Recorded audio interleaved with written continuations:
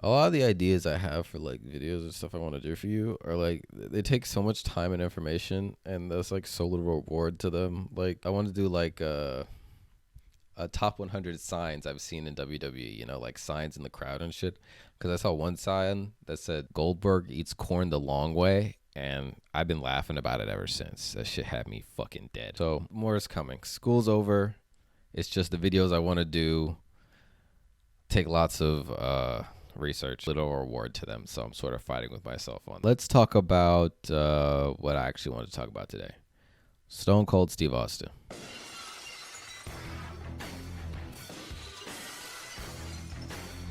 So there's something kind of interesting I feel about the WWE, and maybe not a lot of people have talked about this, about how the only reason or the only way Stone Cold became a star, you know, and honestly became the most important star and ended up winning the Monday Night War with WWE was just because Shawn Michaels was a dickhead and Vince McMahon was incompetent and Bret Hart drew the shittiest stick of all time.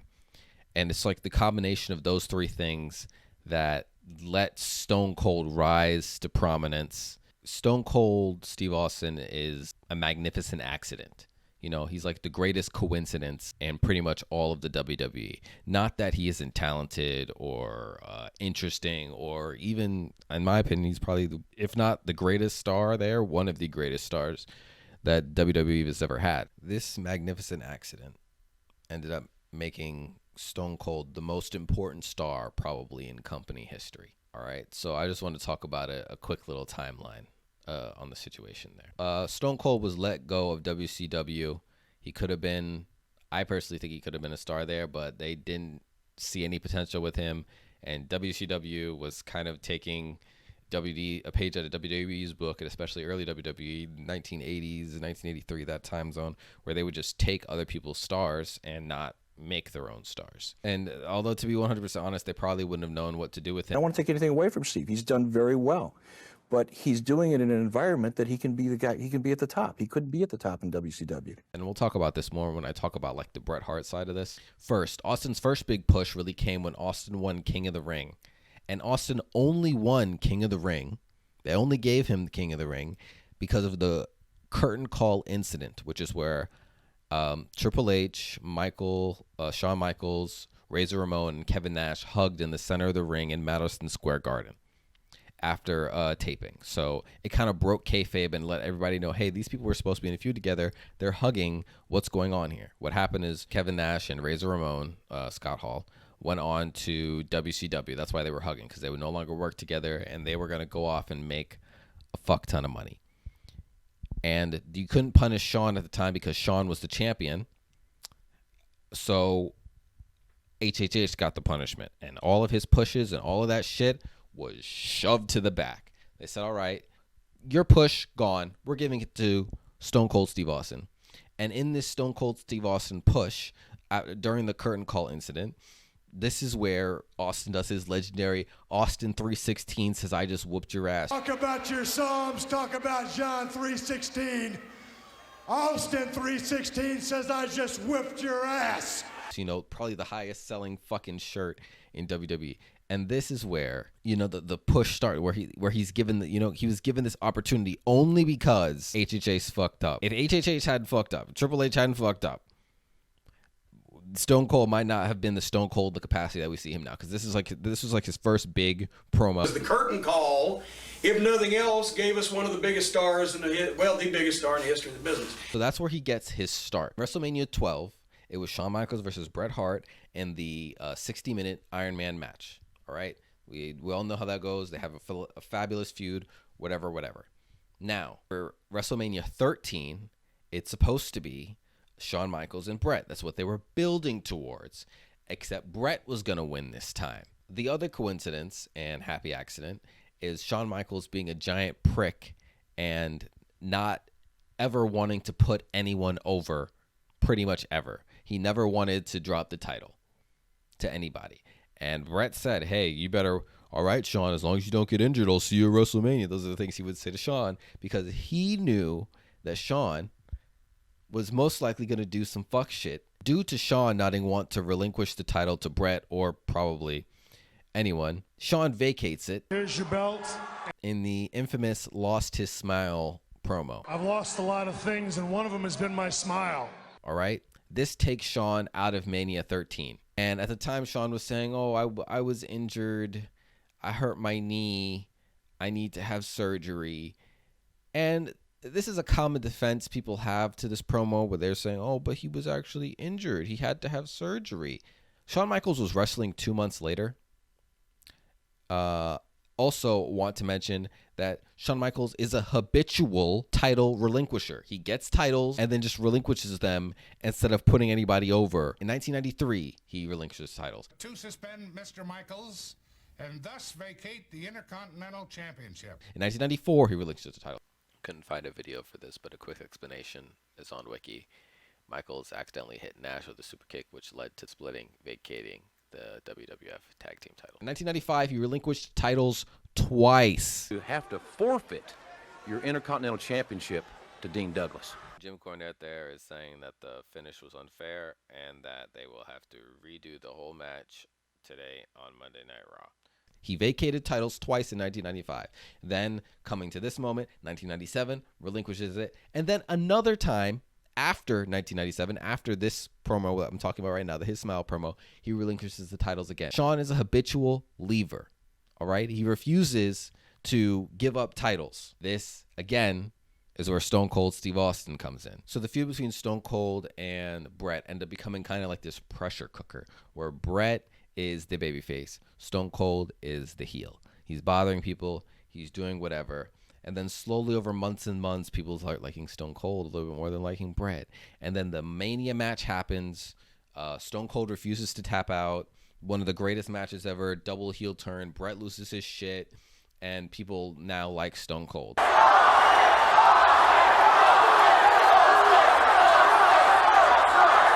One of the greatest matches ever came from coincidence. You know, this double heel turn where a star is born and possibly made the greatest, Stone Cold possibly the greatest superstar of all time. All right. A star is born. Everyone knows the rest of the story. Stone Cold catapults into stardom, being one of the hottest stars ever. Red hot, supernova hot. In fact, there's never been a star, in my personal opinion, as hot as Stone Cold. D-Generation X does some stuff or whatever, and the Monday Night Wars won, personally, in my opinion, not only due to WCW's shitty writing, but also to Stone Cold being Stone Cold. Unfortunately, sort of the opposite situation happened to Bret Hart. Now, on the flip side of this is what I would call like the tragedy of Bret Hart. Point of the referee did not screw Bret Hart. Shawn Michaels certainly did not screw Bret Hart. Nor did Vince McMahon screw Bret Hart. I truly believe that Bret Hart screwed Bret Hart. This is where Bret Hart's story kind of starts to dive down and actually gets like quite sad. WCW is now offering a fuck ton of money to Bret. More money than any wrestler has ever offered. What I found, it said $2.8 million a year for a wrestler. Bret doesn't want to take that money, though. He would rather stay loyal to WWE. Bret believes also WCW would never know what to do with him. Those were the exact words he said to Vince McMahon. He asked Vince McMahon, look, man, I'm trying to stay loyal. Is there anything you can do to match this offer? And Vince does it by not matching it up front. He matches it over the long run. So Bret is actually going to be working harder and longer for WWE in order to make up the money that he would have made at WCW. Eventually, Vince is looking around, seeing all this money he's giving to Bret, and he's kind of starting to lose the Monday Night War, and Vince is worried. You know what? I can't do this deal anymore. And he's only like 2 months into the deal. Vince has only been paying Bret for like 2-3 months. I need to renegotiate on the deal. I need to come out of the deal. Bret, please go. I'm begging you, go talk to WCW, see if they can get you your money back so we can get out of the contract that me and you have. Vince saying, look, I'll help you anyway to get that money. I cannot pay you anymore. And while I do believe WWE is losing money, I suppose the most bullshit thing to me is that they would rather keep around Shawn Michaels, who was a fucking cancer, shown to be an egotistical addict, tormenting most of the locker room, all right, than keep Bret Hart. Okay, so while Bret negotiates for his deal with WCW and gets his deal, there's a problem. Vince somehow hasn't managed to get the title off of Bret. Bret has 3 months left on his contract. Bret is the face of the WWE and is currently WWF at the time, and is currently signing a deal with WCW where he'll have 2-3 months left, something like that. And he still doesn't want to leave, to be honest, but he's leaving because Vince is literally showing him the door. Vince is saying, leave me, all right? Get out of my face, pretty much, all right? But he's the champion. And Vince realizes, all right, I need to get the belt off of him. We need the belt. We need to trade it to somebody else. I want to put it back on Shawn, despite the fact that Shawn is a negative money draw. Shawn draws no money. You're losing the Monday Night War. Shawn is drawing no money, and you want to give the belt to him. Bret goes, all right, Shawn, I have no problem working with you. I'll do whatever we need to do to get this done. Just know in the ring, it's always professional. I know we've had our problems, but I'll drop the belt to you. Shawn goes, I appreciate you saying that, but I would never fucking do that for you. And Bret's like, all right, fuck this guy. Never mind. Fuck this. Whatever. Vince, not only is Shawn a fucking dickhead, but it makes no sense for me to drop the belt at Survivor Series in 1999 because my whole run since I started my heel turn has been fuck America. I love Canada. I love Canada. Why, when I'm in Montreal, my home city, in front of my crowd, would I lose the belt? Not only to mention that we have 3 more Canada dates where you're supposed to have a Canadian champion in that same year. I don't know if anyone, I'm sure people have noticed this before, but it's literally Survivor Series and then 3 Canada Monday Night Raws, back to back to back. And he could have dropped it at the belt. He said, I'd be willing to drop. Bret now in hindsight has said, I'd be willing to drop it to Taker. I'd be willing to drop it to anybody, but I wasn't going to drop it to Shawn in that house at that night. I didn't think that was the right move. And personally, I agree. I think business decision, that's a terrible fucking move to give to Shawn. Not only does Shawn not draw any fucking money, it is the only place in the world where Bret is a babyface. It is the only place in the world where you can use that reverse, this whole reason you've even been building him to be this reverse babyface that only works in Canada. It's the whole reason you've been building it. And then you want to drop the belt to Shawn, someone who doesn't draw any fucking money. It doesn't make any sense. All right, but Vince wants to give it to Shawn. Books the match, Bret versus Shawn, Montreal and Canada, where everyone in the world is supposed to believe that Bret is supposed to win. Everyone is told Bret wins. Now everything is in place for the Montreal Screwjob, which is 1997. Everyone knows about this. Vince wants the belt to go to Shawn. Shawn wants the belt again, of course. Bret doesn't want to give it to Shawn because Shawn's a dickhead, and we're in Canada, which is the only place in the world where Bret is a babyface because Bret has spent the last year turning heel and being a pro-Canada guy. Shawn Michaels puts Bret Hart in the sharpshooter. The referee is told to call the bell by Vince and that Bret has tapped. They give the belt to Shawn. Shawn books it the fuck out of there. The ref is gone way before anybody else. There was a car running, waiting for the ref. Bret Hart tears the stadium up with the most accurate spit I've ever seen. Spits directly in Vince McMahon's face and then carves WCW into the monitors, showing everybody that this was not planned, this was ridiculous, and that you were screwing him over. Another crazy thing about this Montreal Screwjob is that Bret had full creative control in his contract that he signed with them so that they couldn't bury him before he goes to another company. They couldn't make him seem like a pansy bullshit asshole before he goes to another company so that he could bring some of the heat with him. So it might have been even illegal to do this, to strip the belt off him like this, is another thing I just want to add in. He had full creative control. The bad part about this is now Bret has to leave. He has to leave because they've shown you guys don't give a fuck about me. You'll screw me like this. Bret even says it when he's leaving. If they screw me like this and I'm the champion, they'll fuck all of you the same. Takes a shower, punches Vince McMahon in the face, leaves, goes off to WCW. They could have gotten the belt any other time. Any other time they could have given it to Taker. They could have given it to so many other people instead of giving it to Shawn. There are so many other... I've lost a lot of things, and one of them has been my smile. They didn't have to screw him over in this way. There were still 2 months on Bret's contract, which he also had creative control over. But there's another small sad thing with Bret's departure. Bret had the whole Hart Foundation that worked with WWE, and only Bret originally left. And Bret had his brother Owen Hart there, his little brother who still worked for the company. And Owen says, look, I want to leave because of the way you treated my brother. And Vince says, look, you don't have the same hangups. We like you here. We need you here. You're worth the money to stay here. So Owen decides to stay. Bret says it's all right to stay. Do what you got to do. And then this is kind of where the unfortunate turn of events happens for Bret. Bret goes to WCW and is forced to work a match with Goldberg, the fucking botch machine, could only do 2-minute matches because he wasn't skilled for any longer than that. So when all those times he was running people over in those matches, it was only because at 2 minutes is about all he had. All right. So in a match with Bret, he stiffs Bret in the head with a kick right to his noggin, creating permanent brain damage. And the worst part is Bret didn't realize this and kept wrestling for a few weeks,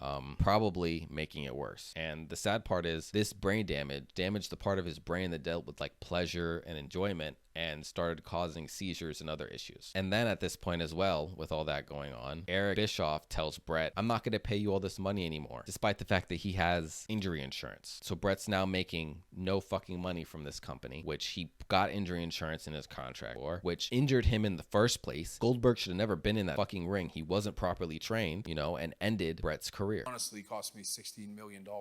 And then Eric, of course, blames it on Bret, saying Bret came to WCW without a team player attitude, and that he left his best days behind him, which to me is bullshit. You sign a guy for almost $3 million a year and you say, oh, his best days were behind him? Suck a cock. You're lying. Eric Bischoff, you fucking sick piece of shit. It doesn't make any sense to me. If that's what you thought of him, why would you pay him $3 million? But this also just further proves what Bret said when he said, if I go to WCW, they're not going to know what the fuck to do with me. So there you go. That's sort of what I mean by the down part of Bret's career. They screw him over. They take his title. Bret then has permanent brain damage, which brings on seizures and literally the ability to feel happiness. He's lost it. You could have the best steak in the world and it tasted like liver and nothing really mattered. All the places that make you happy in your brain, that's the part that got whacked. And then when it kind of couldn't get any worse and he's poor and he's not making any fucking money because Bischoff isn't paying him anymore, his little brother, who still works for the WWE, dies there. He falls from the rafters in a freak accident and dies. As we know, as Owen Hart was going to make a very spectacular superhero-like entrance from the rafters, and something went terribly wrong here. And Bret's never come out and blamed the WWE, and I don't think Bret blames the WWE at all, but I'm sure it weighs on him a little bit that he let his brother stay there when he left after the way they treated him, and his brother ended up dying there. So Bret's life really kind of became a really unfair tragedy towards the end there. And that's the short version, brother. I didn't even talk about the fact that his mom dies in 2001. Davey Boy Smith, his brother-in-law and close friend, dies in 2002. The same year, he has a stroke while riding a motorcycle, and then also goes through a divorce in 2002. Just a fucking busy year for him, man. The next year after that, his father dies. I mean, his father was pretty old, but still. Fuck, man. For extras, what went on to happen to Vince McMahon? Vince McMahon used the Montreal Screwjob to become the greatest villain of all time, mixed with Austin being the hottest babyface of all time, catapulting the WWE far beyond Nitro. But the problem is, this also opened up kayfabe where people were now aware that matches were staged and faked and stuff. Keep it up, I'm a nigga. And if you're wondering what happened to Shawn, sort of the secondary villain to all of this story, he came back a few times to wrestle, and then eventually came back in 2008 and became a babyface to have some of the greatest matches of anyone's career ever. He had his Taker Wrestlemania matches, which were fucking stellar. He had his John Cena match, fucking stellar. He had some more feuds with HHH, I think. They brought back D-Generation X, finally being the draw that he never fucking was in the prime of his career. Getting off completely scot-free from all the antics and foolishness that he caused, and also inadvertently causing Stone Cold Steve Austin. How the fuck did he get away with I'm sorry to cut you off in the middle of this, but here's a guy who didn't draw. The ratings went down. He was smaller than everyone else Vince ever pushed as a top guy. How the fuck did he get away with not just the fact that he wasn't as successful as everyone else? He never lost the belts. Yeah, how did he get away with just his unprofessionalism in the ring beyond everything else? Just screaming at Leon, just his temper tantrums if fans didn't do what he wanted them to do, his temper tantrums for any other reason. How the fuck did he get away with all that? You can't keep getting away with it! He can't keep getting away with it.